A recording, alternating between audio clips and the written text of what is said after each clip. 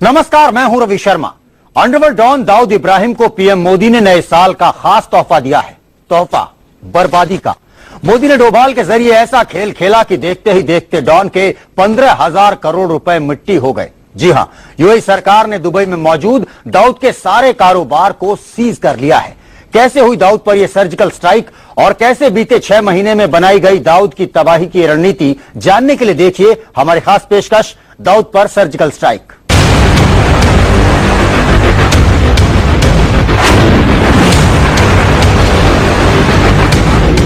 पाक के बाद अब मोदी के रडार पर डॉन।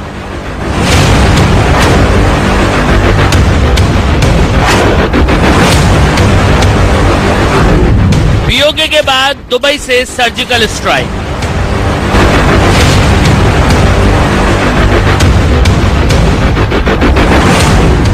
मोदी के सर्जिकल स्ट्राइक से दाऊद चित।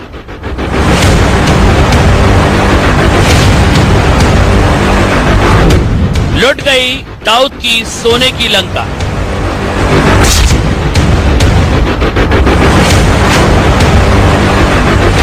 क्या प्रॉपर्टी, क्या पैसा, डॉन के हाथ से सब गया।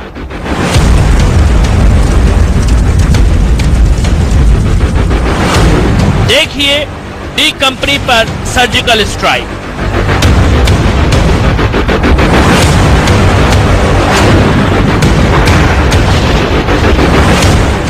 जो काम बड़े से बड़े डॉन न कर पाए, जिसके आतंकी होने का ऐलान कर अमेरिका खामोश हो गया, जिसे पाकिस्तान ने अपनी गोद में बैठाकर रखा, उसी डॉन दाऊद इब्राहिम को जबरदस्त मार पड़ी है। मार भी ऐसी कि दर्द से डॉन चीख भी नहीं सकता और किसी के पास जाकर रो भी नहीं पा रहा है। बीते 24 साल में ऐसा पहली बार हुआ जब दाऊद के पूरे 15,000 करोड़ रुपए देखते ही देखते मिट्टी हो गए। चाहकर भी न दाऊद और न ही उसके गुर्गे कुछ कर पाए। और यह सब हुआ पीएम मोदी की वजह से।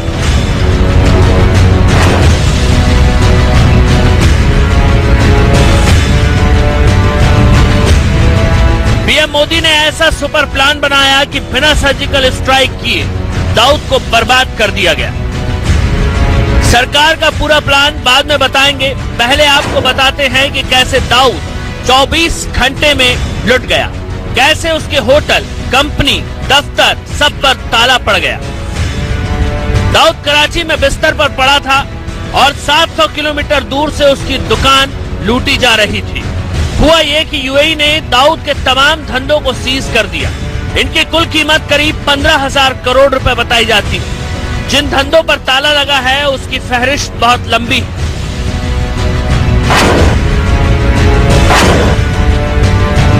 दाऊद गोल्डन बॉक्स नाम की एक कंपनी दुबई में चला रहा था। इस कंपनी के जरिए होटल और रियल एस्टेट के कारोबार में मोटी रकम लगाई गई थी। यूएई सरकार ने जांच में पाया कि गोल्डन बॉक्स नाम की कंपनी में फर्जी इन्वेस्टर के जरिए पैसा डाला गया और इसके लिए हवाला से आए पैसे का इस्तेमाल किया गया, लिहाजा कंपनी को सीज कर दिया गया। गोल्डन बॉक्स के जरिए दुबई में 3 होटल ऑपरेट हो रहे थे। अरबों रुपए की 3 मल्टी स्टोरी रेसिडेंशियल बिल्डिंग बनाई गई थी। दुबई और आबू धाबी में 3,000 करोड़ रुपए कीमत की जमीनें भी खरीदी गई थी। लेकिन अब यूएई सरकार ने इस कंपनी को सीज कर दिया है, यानी बैठे बैठे दाऊद को करोड़ों का फटका लग गया और उसका सारा पैसा किसी काम का नहीं रहा। गोल्डन बॉक्स कंपनी को अनीस इब्राहिम संभाल रहा था, लेकिन एक झटके में सब कुछ दाऊद के हाथ से निकल गया। दुबई में ही दाऊद ने oil company, construction company, video और गारमेंट के धंधे में भी अपना करोड़ों रुपया लगा रखा था, लेकिन सब 24 घंटे में खत्म हो गया।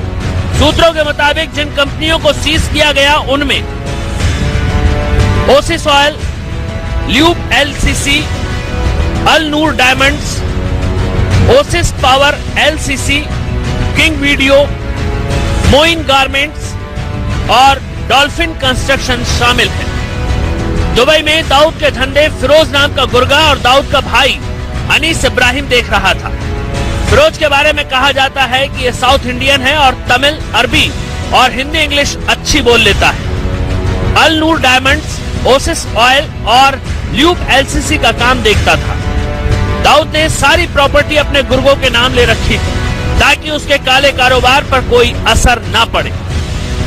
लेकिन पीएम मोदी के प्लान में दाऊद बुरी तरह फंस गया। मनोज अत्तस के साथ वैभव कुमार, इंडिया न्यूज। दरअसल मोदी का इरादा पाकिस्तान में पनाह लिए बैठे दाऊद को कंगाल कर उसे बर्बाद करना है। इसके लिए मोदी ने एनएसए डोभाल के साथ मिलकर बेहद बारीक जाल बुना था। बीते 6 महीने से लगातार मोदी और डोभाल इसी काम में जुटे थे। और तो और दाऊद को यह झटका देने के लिए खुद पीएम मोदी तक को एक बार यूएई जाना पड़ा था। कैसे हुई ये सर्जिकल स्ट्राइक, आप देखिए इसकी इनसाइड स्टोरी।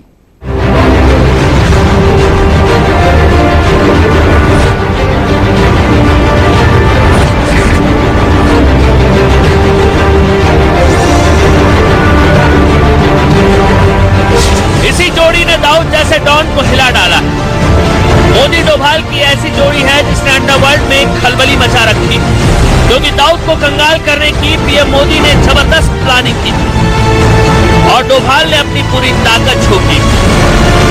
50 स्पेशल अफसरों की टीम बनाई गई। दाऊद को उसके अंजाम तक पहुंचाना पीएम मोदी का मिशन है, जिसे किसी भी कीमत पर पूरा करना चाहते हैं मोदी। इसी मिशन के तहत 50 स्पेशल अफसरों की टीम बनाई गई। इस टीम में खुफिया एजेंसी के अलावा सीबीआई, रॉ, ईडी और इंटरपोल विंग के काबिल अफसर शामिल थे। दिन रात दाऊद पर नजर रखी गई। उसके हर फोन कॉल को ट्रेस किया गया, जिनसे पता चला कि दाऊद ने दुबई में मोटा पैसा लगा रखा है और ज्यादा पैसा रियल एस्टेट में लगा है। भाई वो 7 मिलियन की ऑफर दे रहा है अपने को। नहीं 7 में तो नहीं, उसको नहीं उसको बोला 8 से कम नहीं देना। नहीं ना, 8 से बिल्कुल कम नहीं। हाँ 8 से कम नहीं देना। ठीक है, कैसे इसने तो मेरे को 9 बोला था, लेकिन वो बोला 8 में अपने को मालूम चले तो 8 से कम तो देंगे नहीं अपन। उसको तो मैं तुम सोच के 2-3 दिन में जवाब दो। बतौर सबूत दाऊद का ऑडियो जांच एजेंसियों के पास था। अब जरूरत थी यूएई सरकार से दाऊद के खिलाफ कार्रवाई की मांग की जाए। बीते साल अगस्त महीने में पीएम मोदी 2 दिन के दौरे पर अबू धाबी गए। मोदी के साथ एनएसए अजीत डोभाल भी थे। उस वक्त यूएई में दाऊद की संपत्ति को लेकर एक डोजियर सौंपा गया। यूएई सरकार को सौंपे गए डोजियर में दुबई में दाऊद की संपत्ति और काले धंधे का ब्यौरा दिया गया था। उस वक्त यूएई की सरकार ने वादा किया था कि जांच के बाद कार्रवाई होगी। करीब 1.5 साल बाद सरकार ने डोजियर में दी गई जानकारी को सही माना और दाऊद के सभी धंधों को सीज कर दिया। दाऊद को 15,000 करोड़ का झटका देने में 50 काबिल अफसर तो शामिल थे ही, साथ ही दाऊद के गुर्गों ने भी उसके खिलाफ सबूत जुटाने में अहम भूमिका निभाई। इनमें सबसे पहला नाम छोटा राजन का है। वैसे तो छोटा राजन दाऊद का दुश्मन है, जिसे खत्म करने के लिए दाऊद के गुर्गे फिराक में रहते हैं। लेकिन जब छोटा राजन को इंडोनेशिया के बाली से गिरफ्तार कर भारत लाया गया, तो छोटा राजन ने दाऊद के बारे में अहम जानकारी जांच एजेंसियों को दी। एक वक्त था जब दाऊद और छोटा राजन दोनों साथ मिलकर काम करते थे, लेकिन फिर दोनों के रास्ते अलग हो गए। न सिर्फ दोनों अलग हुए, बल्कि एक दूसरे की जान के दुश्मन भी बन गए। छोटा राजन पर कई हमले हुए, लेकिन वो बच निकला। छोटा राजन से मिली अहम जानकारी के बाद दाऊद पर शिकंजा कसना शुरू हुआ। इसी तरह जेल में बंद अबू सलेम ने भी दाऊद के पत्ते खोल डाले। इसमें दाऊद के गुर्गों के बारे में जानकारी मिली, जिन्हें गिरफ्तार किया गया। इसमें श्याम किशोर और ब्लैक स्कॉर्पियन शामिल था। गोवा पुलिस ने श्याम किशोर को फरवरी 2015 में गिरफ्तार किया था। इसके बाद श्याम ने दाऊद को लेकर कई राज उगले। बताते हैं कि दुबई में कई धंधों के बारे में इसने जांच एजेंसियों को बताया था। श्याम किशोर दाऊद इब्राहिम का शार्प शूटर था। दाऊद के साथ 20 साल से वो जुड़ा हुआ था। गोवा में 8 साल से छिपकर रह रहा था श्याम। दाऊद के लिए 18 वारदातों को उसने अंजाम दिया। श्याम को गोवा के गरिका पट्टी से गिरफ्तार किया गया, जिन्हें इशारा कर दाऊद पाकिस्तान में बैठकर वारदात करवा रहा था। जब वही कानून के शिकंजों में आए तो दाऊद की जमीन धंसने लगी और उसका काला साम्राज्य ठहरने में ज्यादा वक्त नहीं लगा। लेकिन दाऊद को पूरी तरह से खत्म करने की ये शुरुआत भर है, क्योंकि प्लान पूरी दुनिया में फैले दाऊद के साम्राज्य को मिट्टी में मिलाने का है। मनोज अतलस के साथ वैभव कुमार, इंडिया न्यूज। दाऊद को लेकर पीएम मोदी का मिशन अभी खत्म नहीं हुआ है, बल्कि ये तो महज शुरुआत भर है, क्योंकि मोदी के जासूसों ने यह पता लगा लिया है कि दुबई से भले ही दाऊद की कुल कारोबार का 75% तबाह हो गया हो, लेकिन दाऊद को पूरी तरह बर्बाद करना है तो उसकी काली दुनिया के बाकी अड्डों को भी खत्म करना होगा, और मोदी एंड टीम इस काम में जुट चुकी है।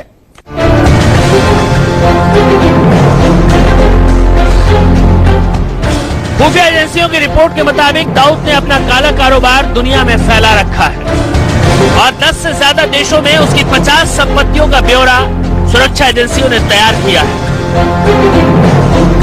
यूएई के बाद सरकार की नजर दाऊद के इन्हीं काले धंधों पर है। इसके लिए भी ठोस प्लान तैयार किया गया है। दाऊद के धंधों के बारे में जानने से पहले दुनिया के नक्शे पर देखिए कहां कहां दाऊद ने पैर फैला रखे।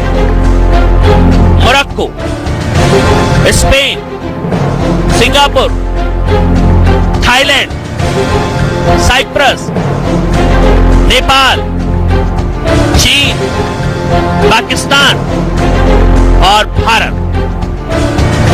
इन तमाम देशों में दाऊद की हजारों करोड़ की प्रॉपर्टी है, जिन्हें उसके गुर्गे संभालते हैं। दाऊद पाकिस्तान में पनाह लिए हुए है, ये दुनिया जानती है। कराची में दाऊद न केवल रहता है, बल्कि अपने कई काले धंधे पाकिस्तान से चला भी रहा है। पाकिस्तान में दाऊद तंबाकू बेचता है, उसका गुटखा रूस और अफगानिस्तान भी सप्लाई होता है। रियल एस्टेट में भी दाऊद ने अरबों रुपए लगा रखे। पाकिस्तान स्टॉक एक्सचेंज में दाऊद की मोटी दौलत लगी। पाकिस्तान से बाहर दाऊद ने ब्लैक डायमंड माइनिंग के काले कारोबार में भी टांग फंसा रखी, जिसमें हासिल पैसे से वो आतंकी गुटों की मदद करता है। दाऊद धरती के किसी भी कोने में छिप जाए, लेकिन इस बार डॉन का बचना नामुमकिन है, क्योंकि सरकार मजबूत इरादों के साथ दाऊद के पीछे लगी है। खबर आई थी कि दाऊद पकड़े जाने के डर से अफ्रीका में शिफ्ट होने की तैयारी कर रहा है। वहां जमीन भी खरीद ली है उसने, लेकिन सरकार की नजर दाऊद के इस नए ठिकाने पर पहले ही टिक चुकी है। दाऊद कराची में छिपा हुआ है, लेकिन खबर है कि बीमार रहने की वजह से घर से बाहर नहीं निकलता। यहाँ तक कि गुर्गों के फोन भी दाऊद की बीवी रिसीव करती हैं। ऐसा इसीलिए ताकि भारतीय खुफिया एजेंसी डॉन को ट्रेस न कर ले। दुबई में जिन धंधों में दाऊद ने पैसा लगा रखा था, कराची से उनकी डील महज ज़मीन ही करती थी। भारत सरकार के रवैये और कार्यवाही से दाऊद खुद के लिए खतरा महसूस करने लगा है। उसे कराची में डर लगता है। कुछ वक्त पहले खबर आई थी कि दाऊद अफ्रीका में शिफ्ट करने वाला है, ताकि शिकंजे में आने से बचा रहे। साउथ अफ्रीका में दाऊद के जमीन खरीदने की बात भी सामने आई थी। इस काम में उसके गुर्गे जाहिद ने उसकी मदद की थी, और जाहिद साउथ अफ्रीका में जाकर ही बस चुका है, जिसका पता खुफिया एजेंसियों के पास मौजूद है, और खुफिया एजेंसियां साउथ अफ्रीकी सरकार को उसकी जानकारी देने की तैयारी कर रही है। स्पेशल अफसरों की टीम दाऊद पर पैनी नजर बनाए हुए है। इस काम में अमेरिकी खुफिया एजेंसी CIA भी भारत के साथ है। मतलब ये कि अगर दाऊद अफ्रीका शिफ्ट हो भी गया तो उसका बचना नामुमकिन है। मोदी ओबामा की जोड़ी अंडरवर्ल्ड के इस डॉन को उसके अंजाम तक पहुंचा कर रहेगी। पीएम मोदी ने दाऊद को 15,000 करोड़ का झटका देकर अपने इरादे साफ कर दिए हैं, यानी अब दाऊद ज्यादा दिनों तक बच नहीं पाएगा। मनोज अतलस के साथ वैभव कुश, इंडिया न्यूज। तो इस खास पेशकश में इतना ही। रवि शर्मा को दीजिए इजाजत।